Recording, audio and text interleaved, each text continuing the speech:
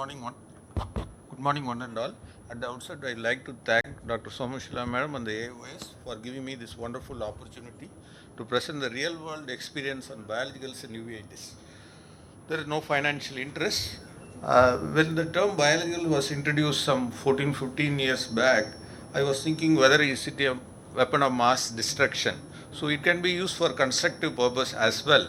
So we know there are n number of biologicals and their mechanism of action. Can you increase the mic volume, or Bala, can you speak close into the mic? Then it won't be recorded well otherwise. Thank you. There are n number of biologicals outlined in this cartoon, and the newer biologicals specifically target the immune effector cells, and they are so specific in the disease activity. They help in preserving the visual function with minimal possible adverse effect. Let me start with a small case. It is 5 cases. All of them are non-infectious with a male-female ratio of 1:4. The very first one was a granulomatous polyangiitis, and this female child, 37-year-old, in 2011 presented with granulomatous uveitis with scleritis. The baseline workup was normal except for the raised ESR.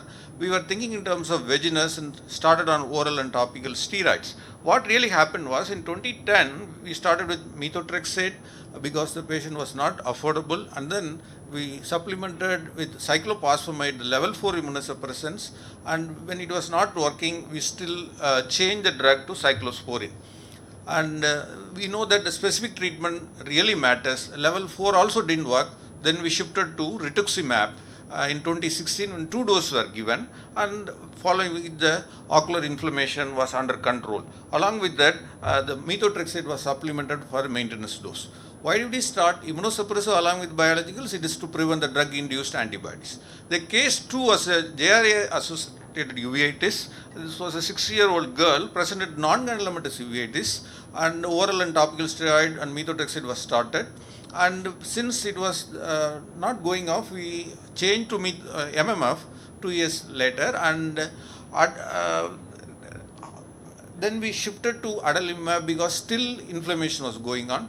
We were not super clear how long adalimumab was sufficient. Then what we did was we stopped the drug and see, surprisingly to our surprise, adalimumab stopping did not cause any recurrence in this case, which is a real surprise for us. The case 3 was a pars planitis, and we had a very severe complicated cataract, and this 6-year-old child in 2014 presented with CME. The workup was negative. Methotrexate was started for a year, and in 2015 we started with infliximab supplementation. It was given once in 8 weeks. 2 infusions was given. There was no improvement, and we shifted gears to the adalimumab 3 doses in 2017. Following both the inflammation, the CME was brought under control.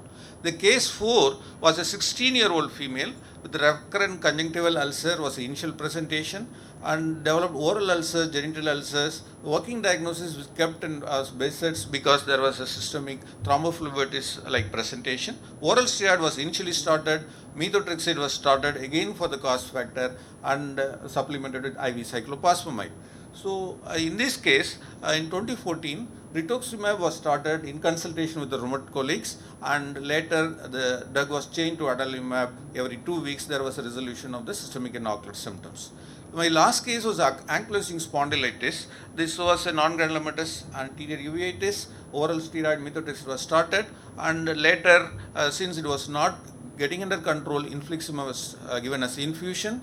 And the rationale for selection of the medication in case 1, we know that rituximab is a specific drug which targets the B cells, and the CD20 in particular really works. And we know there are a lot of literature supporting that it is considered as a drug of choice even in cases refractory to the cyclophosphamide. In the case 2, adalimumab was chosen because there is a lot of literature support suggesting that it's a second-line drug after methotrexate management of JIA, and the same rate of efficacy as infliximab but longer remission. So there are a lot of studies in the recent days, Visual 1, 2, 3, 4, and Sycamore trial were all supporting the use of the drug. Why adalimumab in pars planitis? Because initially started in infliximab, there was a worsening, and we thought a change of the drug will really help the patient care. The adalimumab for Behçet's, we know that it's super clear with several case reports, and in the case 5, infliximab was chosen. It was a purely rheumatic call. The moral of the case series is we need to think beyond steroids and to beyond immunosuppressants. We can't stick to a single treatment strategy, and it's both a science and art for us. Life is not a bed of roses. My part B of the presentation starts now, that where I burned my fingers. A 21-year-old male with recurrent oral gelatin ulcers, B51 was positive, infliximab was started as first line, and woke up with TB was negative. And you know what really happened after that?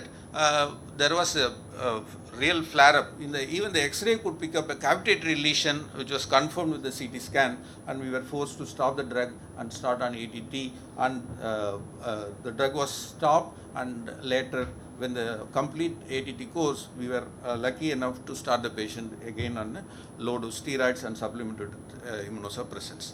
This was again a 45-year-old lady with bilateral recurrent VKH, started on adalimumab. You have a beautiful image support here, and later the patient developed demyelination with periventricular plaques, and the biologicals was forced to be stopped. So this is again a moral of the story. We should be super careful with the demyelinating process operating on these biologicals. This was a 17-year-old male with JAA present with recurrent anterior fibrinous uveitis, started with remote colleagues with adalimumab. After 3 months, the patient developed congestive cardiac failure, and the physician was super smart to pick even with the ECG changes and confirmed with the echography, and the drug was stopped. I can never forget this case because this was a 10-year-old male who presented with sudden defective vision in both eyes, also with redness and pain. The vision was 6/36 in the right eye, left eye was finger counting close to the face. So we had such a posterior uveitis like presentation mimicking VKH, and of course the imaging support was there. We were working with the diagnosis of pan-uveitis, possible VKH, started oral steroids and added with methotrexate. Later, since it was not getting controlled, shifted to mycophenolate, was added along with that. What happened was the child developed steroid-induced glaucoma. After 8 months of systemic immunosuppression, there was persistent inflammation. We thought that in modern age, if I didn't start ADA, I am out of the game. So started that, and MMF was started. So the dosage was mentioned here. Methotrexate was reduced to 15 milligram, and it was going on well. But suddenly, one fine day, the patient came back to me with a granuloma in the anterior chamber.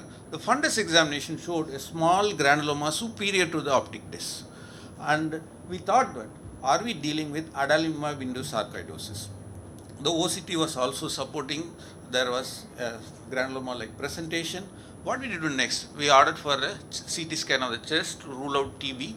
Adalimumab was stopped. Oral steroid was stepped up to 15 milligram. Was increased along with the stepped up dose of methotrexate. Inflammation was got under control. After 8 months later, there was another recurrence. We were not clear what is really happening. We repeated the MAN2, again it was 17 millimeters, and this was a fundus presentation. The granuloma was trying to reduce, and with this case, we were thinking in our mind, is TB and sarcoid a spectrum of the same disease? The child was started on ATT after burning your hands with multiple drugs. After 6 months of ATT, the child was again started on azathioprine. It's like a cycle coming back to the square one.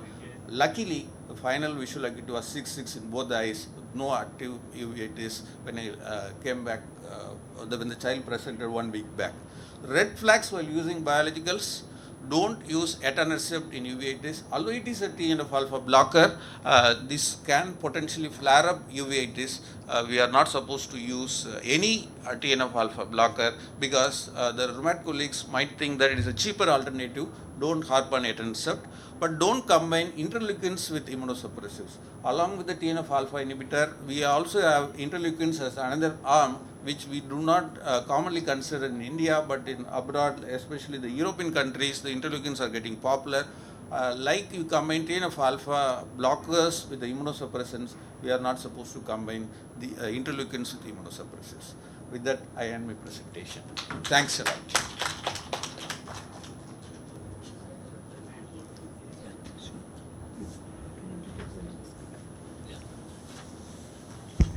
Wonderful presentation, Bala. The second case has methotrexate for 10 years. Okay. Then you have shifted into adalimumab. Okay.